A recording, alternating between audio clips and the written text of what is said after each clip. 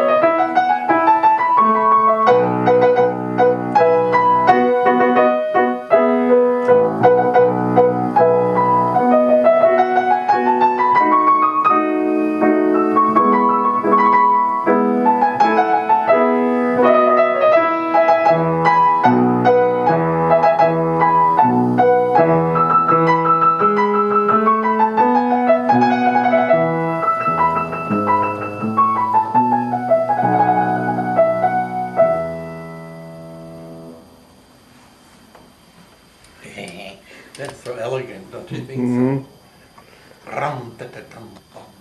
So what's the story behind that one? Oh, I don't know. It's just, well, Scarlatti, of course, spent lots of time in Spain. This isn't very Spanish sounding, though, compared to some. I think, in my mind, this is a Polonaise, you know, this rhythm.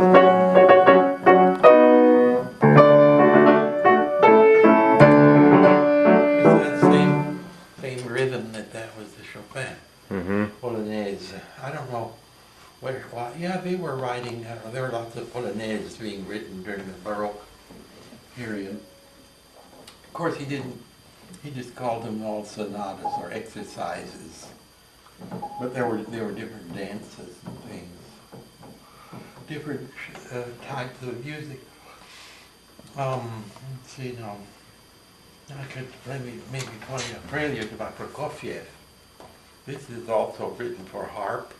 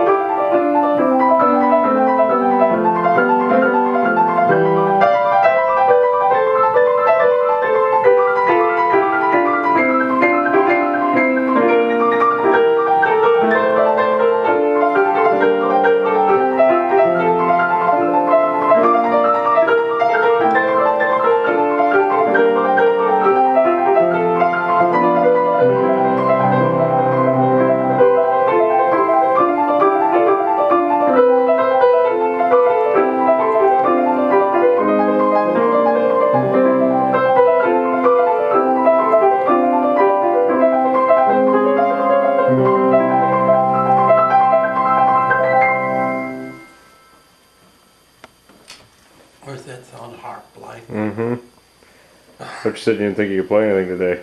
Huh? I said I thought you said you didn't think you could play anything today. Well, those two pieces are on call, but I warmed up a little bit. Now it's Sonata. Scarlatti had a friend, he was a priest in Spain, and he was a composer, Soler, Padre Antonio Soler, and he wrote lots of sonatas too. They're very somewhat guitar-like. That I can play one of those now, Padre Soler.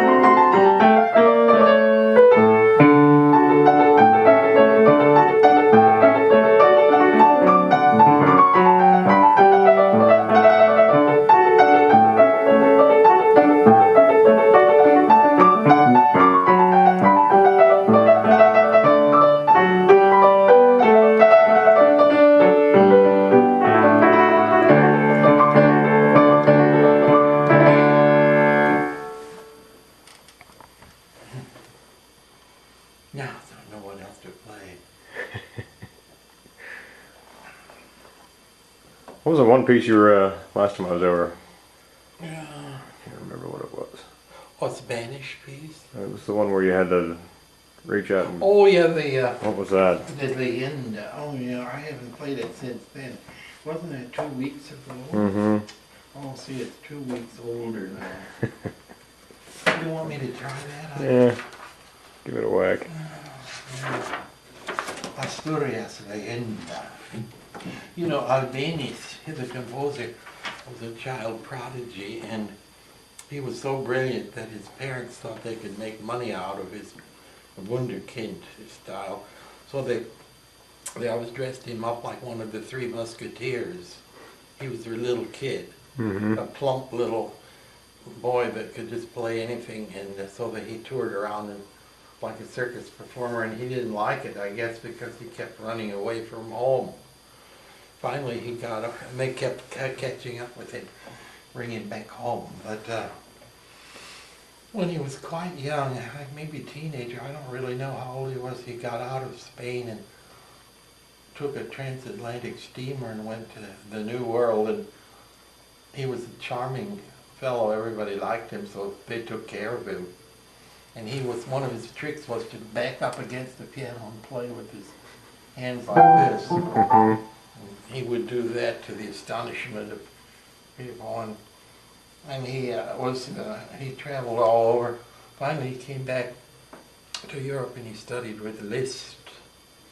Then he wrote some, and he wrote a great deal of typical Spanish salon music, nationalistic, sort of regional style. But then he wrote 12 massive pieces that are really difficult, called Iberia, which I won't play any of those. But this is the Leyenda.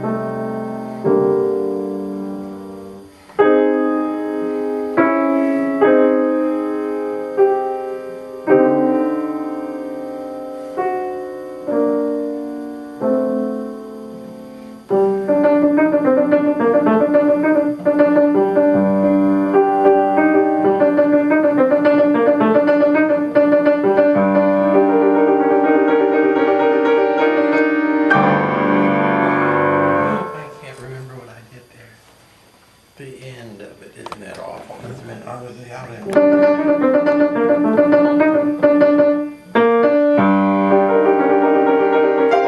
Yeah, what?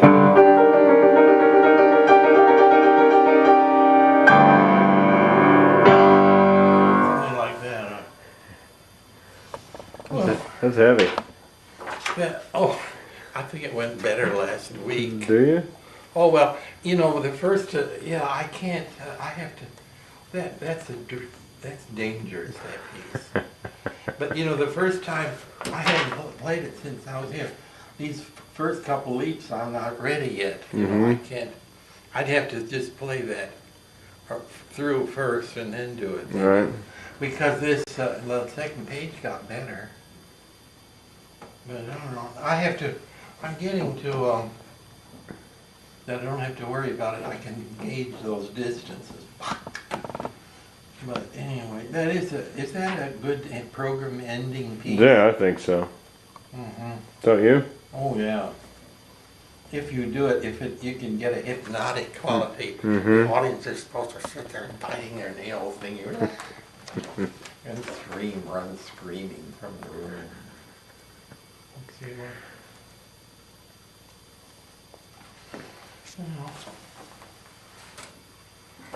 We're working on Spanish pieces.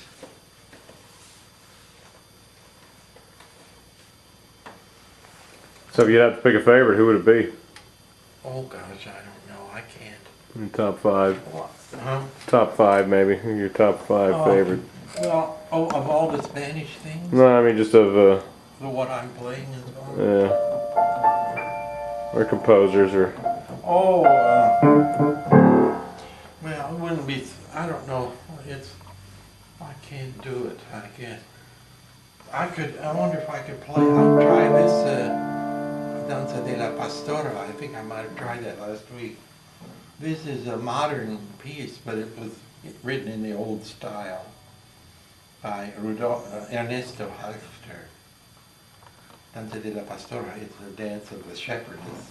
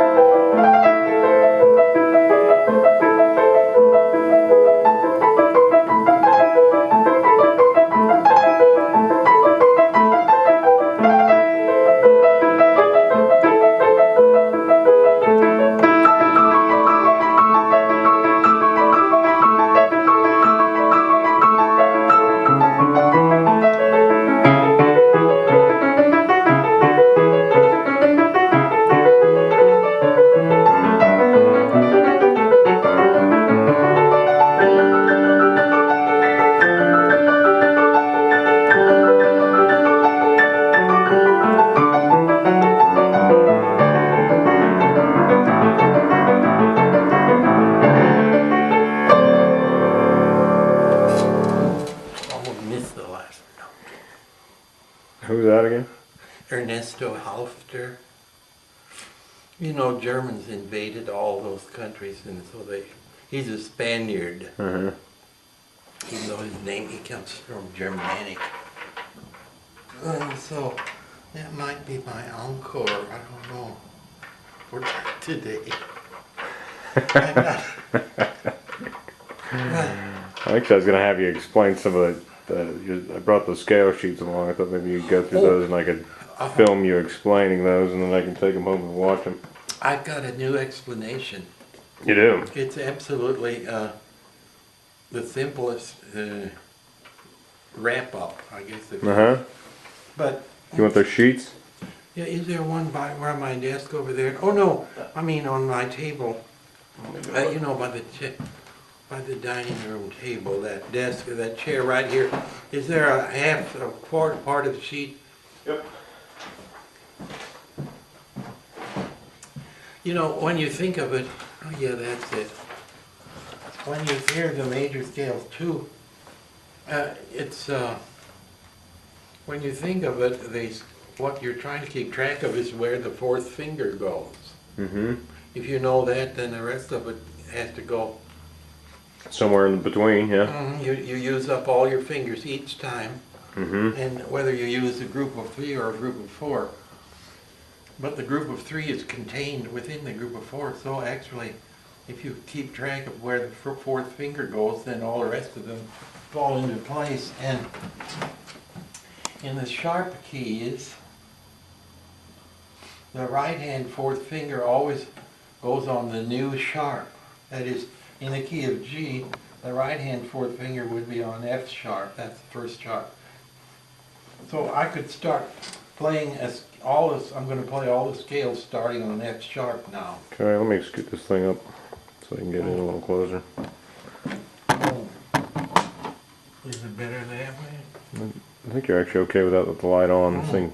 Better? Yeah, turn that light off, and I think we're fine without the light. Yeah.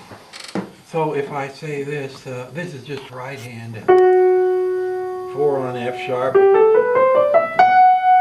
At 4 on F sharp. That's in the key of G.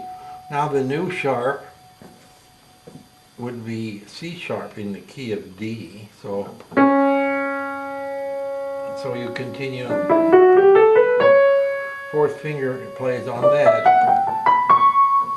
Then in A it's G sharp.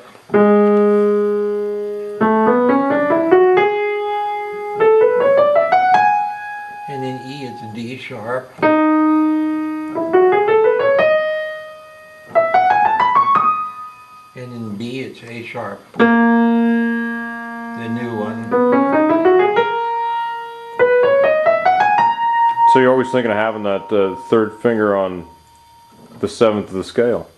Your ring finger on the 7th of the scale. Yeah, what we call the fourth finger. Oh, I mean the 4. Yeah, because you count your thumb. I'm a guitar player. Yeah, that's. I don't Yeah, get it. fourth. I don't get to count my thumb. Well, we could say this. I mean, So your 4th finger, your ring finger, is always going to be on the 7th of Yes. the scale. Is that right? In the right hand sharps. I gotcha. The right hand sharp keys. Now, then, what works for the right hand sharps should work for the left hand flats. Run that by me again. It's also symmetrical. So that what works for the right hand sharps should work for the left hand flats. So what scale degree is your 4th finger on the flat keys in the right hand, or in the left hand rather? Wait a minute now. That makes sense. So what you said, right? Yeah, that moves around. It's the left hand 4th finger always plays the new flat. In the key of F, of course, there's only one, so that's B flat. So your next key would be on E flat? Yeah, the 4th finger on E flat. Okay. Or the B flat scale. And then your next one's going to be on A? A flat, or the E flat scale. 4th finger. Then in the key of A flat, the new flat is D flat.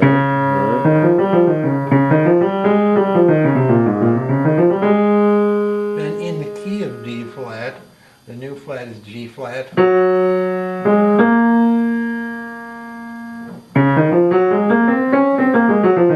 And in the key of G flat, that's the new flat, so you just stay on there.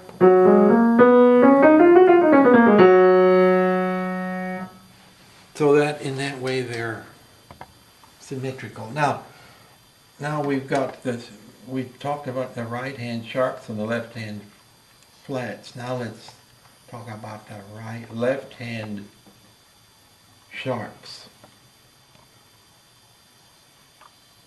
In that case, the left hand stays on F sharp through the entire bunch.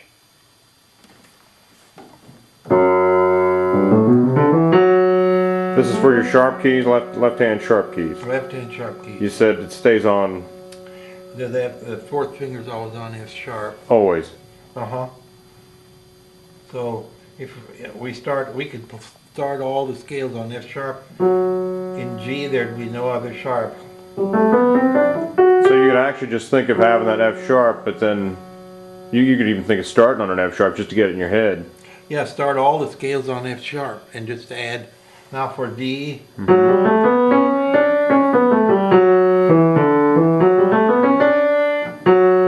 the key of A.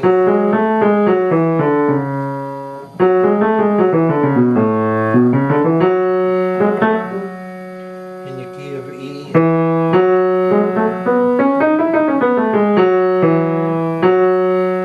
In B.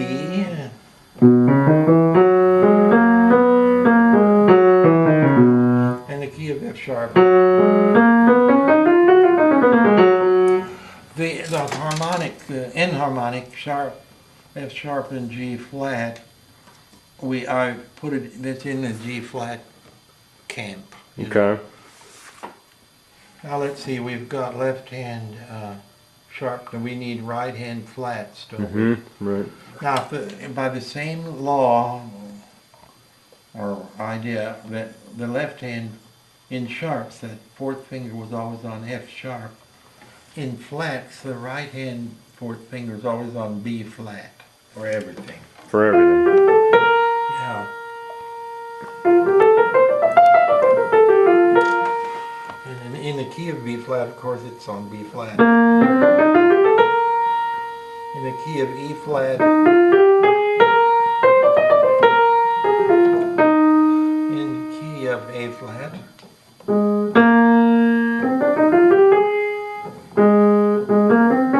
Oh yeah.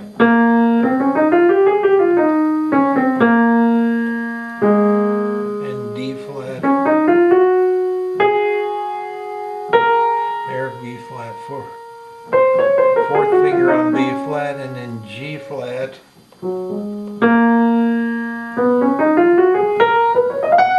Fourth finger on B flat. That takes care of all the sharps. Is that a better way of remembering it, do you think? Yeah. And then flats. Flats are the same as, minor keys. Mm-hmm. Minor keys. The same as a major with a few exceptions. This is the harmonic minor. Right. The fact that you have to raise the seventh makes in some keys makes it difficult. So when the first sharp, we were always talking about the first sharp and the first flat over in the major keys. Mm-hmm. That holds through all the minors except when the first sharp or the first flat becomes the leading tone. It's raised as a harmonic minor leading tone. In that case, you put the fourth finger on the second sharp or flat. That would be G sharp minor.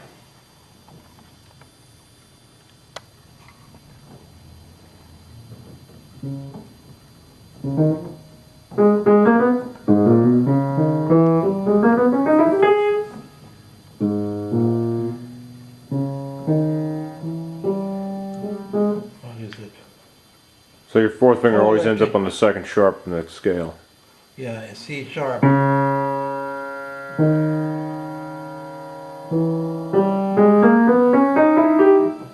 Here's G. There, that would be a C sharp. Instead of F sharp, all the keys have fourth finger on F sharp, but this G sharp minor has fourth finger on the left, on the C sharp. And C minor. In C minor, the right hand has the fourth finger on the second flat, which is E flat.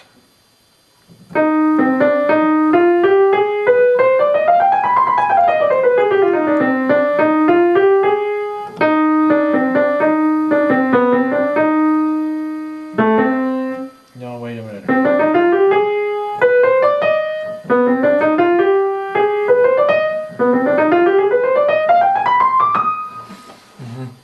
That works that way. Then there is an exception though, the D sharp minor, because of the raised seventh. It's very awkward. So let's see, how does that work?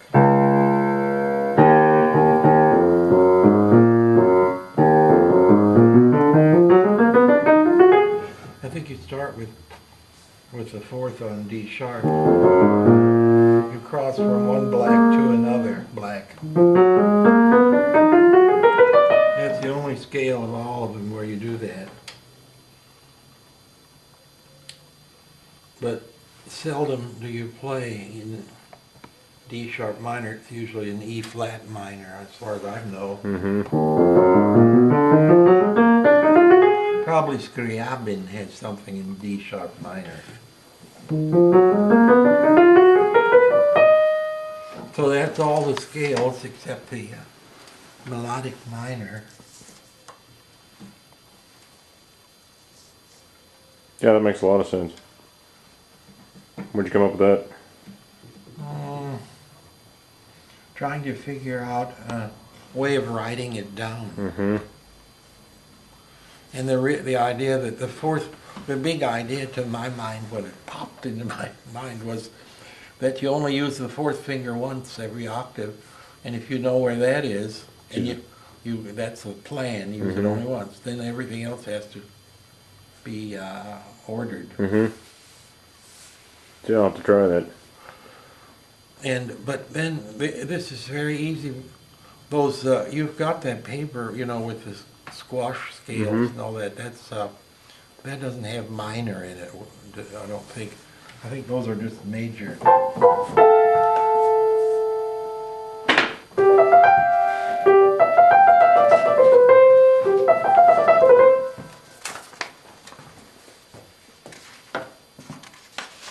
Oh, I see. That was.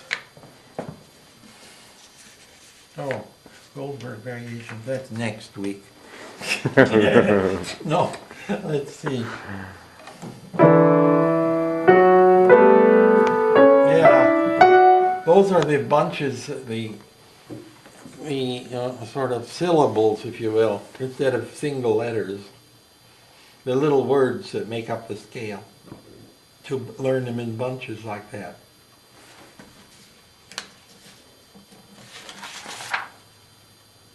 Well, explain that again and I'll get it on tape.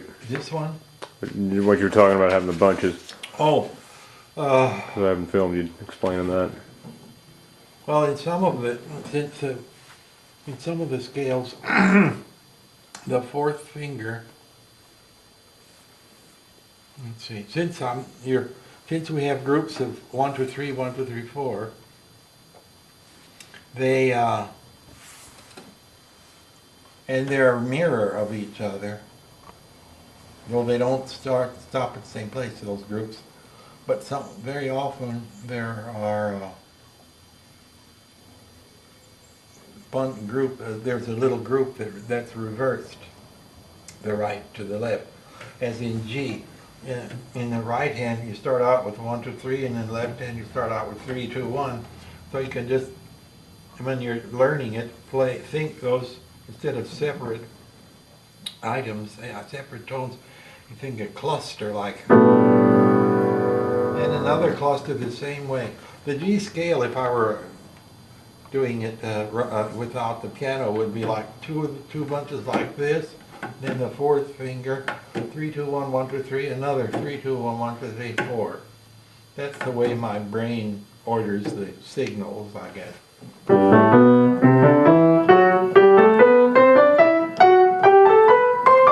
It's easier to remember.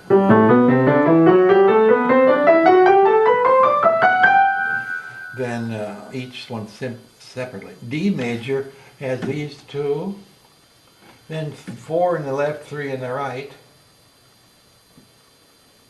then 1, 2, 3, then in reverse 4 in the right and 3 in the left. That's sort of a pattern. 2s, 4, 3, 3s, 3, 4. 2, 4, 3, 3s, 3, 4. So that's and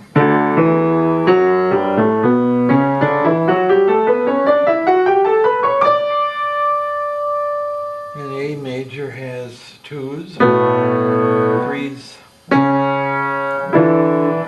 Oh yeah, this is very nice. They're in little groups. The 2s, 3s together. 2s, 1s and 2s. Then 3s and 4s. 1z, 2z. 3s, 1z, 2z, 3s, and 4s. 1, 2, 3, 1, 2, 3, 4, 1, 2, 3, and 1, 2, 3, like that.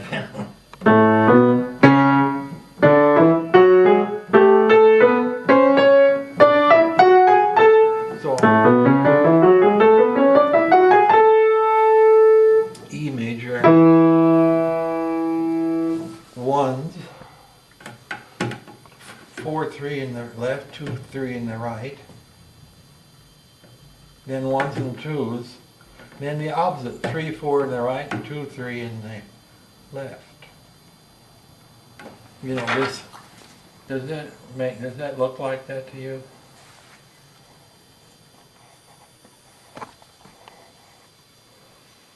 Those are balanced with the 1s and 2s in between.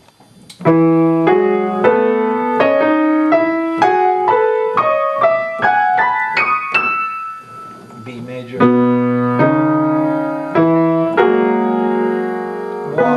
2, 3s, 1, 2, 3, 4s, 1. F sharp is the same as in D flat or C sharp. The black keys are in 2s and 3s. And well, let's see, where, oh, I don't have the flat keys on here, do I? Well, F is the same, the one flat key is the same as the one sharp key. So that F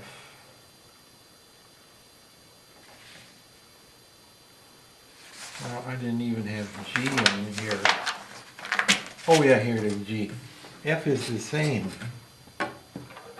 as G, only instead of starting with two groups of 3, 2, 1, 1, 2, 3, it starts right here.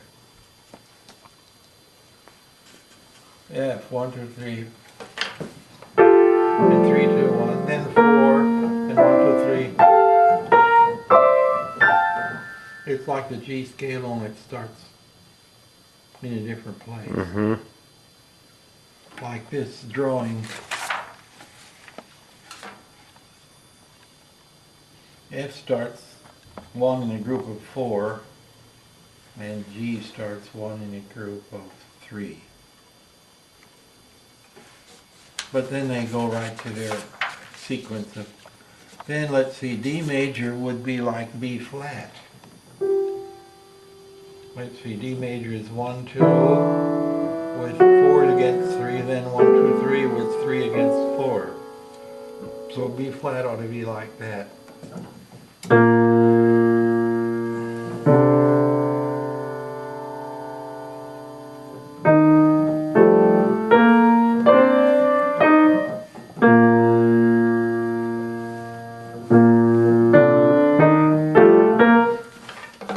B flat starts right here with that.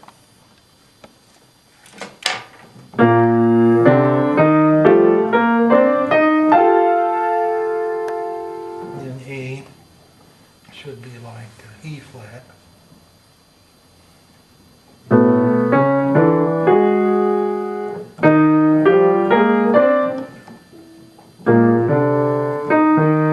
Well, let me see.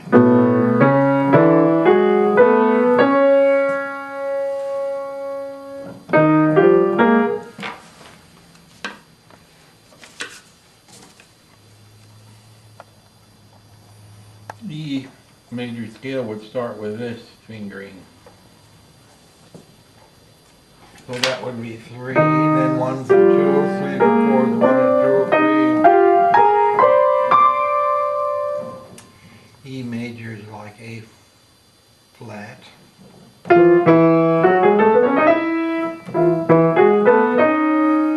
So basically, at some point, they're just mirrored. If you're looking, They're mirror. like if you drew a big X on them, everything lines up. You know, I'm looking at E major through this thing right here.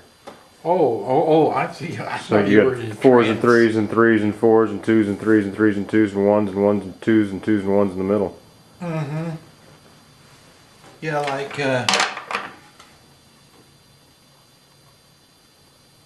Right, so that 4-3 is a mirror of that 3-4. And So this you'd have an is- X there, you'd have an X there, then Yeah, you've got like- little mini X in there, and you get a big X on the outside, even going from your 1s to your 1s, start to finish.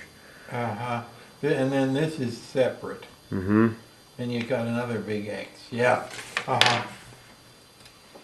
And B major with 5 sharps would be like D flat with 5 flats. They're a mirror. You remember when we played the G major and F major at the same time? Yeah, explain that since I got you on camera. Well, it's on the piano keyboard, even though they're different tonalities, the geography is the same. It's just that you start in a different place. If you start on the leading tone in G and you start on the 4th degree in F, then physically the geography is the same.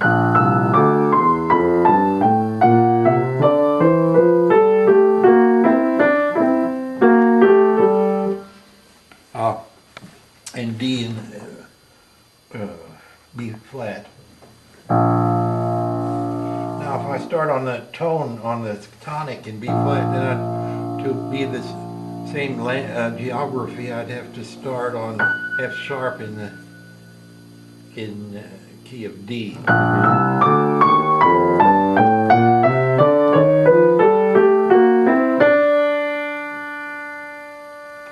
Well, I forgot it when I crossed hands. Isn't That's a neat system Mm-hmm. for the piano, which isn't symmetrical. Right. I mean, with the two. Right.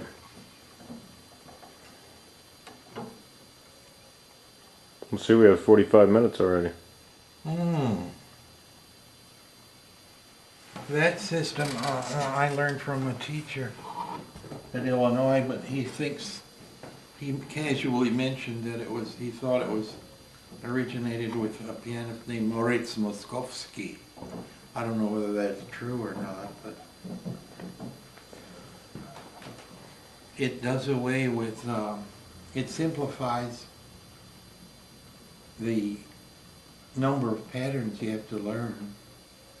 And not only that, actually when you learn something, the right hand learns from the left and left from the right, so that it reinforces each Mm-hmm. other. They reinforce each other. Yeah, because you're doing the same thing. Mm-hmm. And sometimes if I have trouble with the right hand passage, with the left hand, I usually have trouble with the left hand passage. I'll involve a mirror image of it, even though it doesn't sound right, in the right hand, Mm-hmm. and practice that. Then I can find how to do it better. You know, the overall motions Right. and so on. That's a good thing. I don't know of anybody who does that, but I suppose people do. So, that's all I can think of. Okay. It's about 50 minutes, so we should have some good material in there. I'm just gonna do a bunch of these, you're gonna have hours and hours of tape. Put them all on. And then when I die, they go right off to the Library of Congress. There you go. No. No, I think that'll be neat to have a bunch of stuff on tape. You should have a bunch of stuff on tape.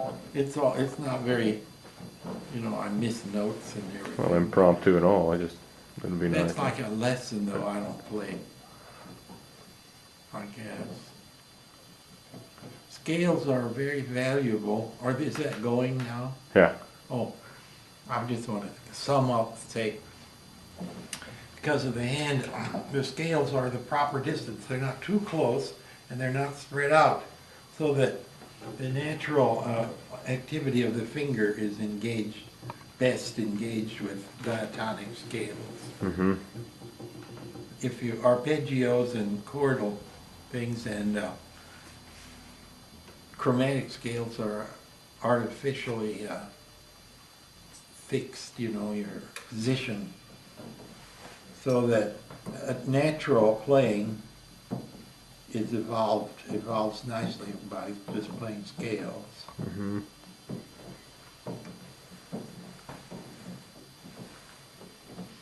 So I guess that's all I can think of. That's it for March 20th of 2008. First day of spring. Uh-huh. Probably snow tomorrow.